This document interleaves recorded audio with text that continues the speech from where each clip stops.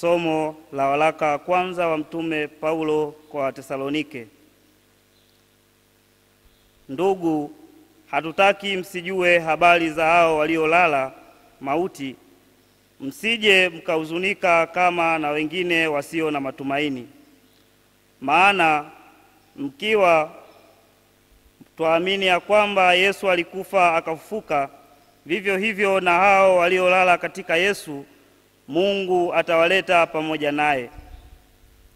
Kwa kuwa twawaambieni haya kwa neno la Bwana, kwamba sisi tulio hai tutakaosalia hata wakati wa kuja kwake Bwana, hakika tutawatangulia hao waliokwisha kulala mauti. Kwa sababu Bwana mwenyewe atashuka kutoka mbinguni pamoja na mwaliko na sauti ya malaika mkuu na parapanda ya Mungu, nao waliokufa katika Kristo watafufuliwa kwanza.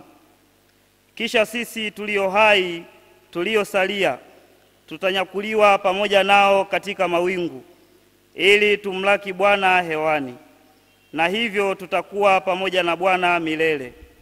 Basi farijianeni kwa maneno hayo. Neno la Bwana.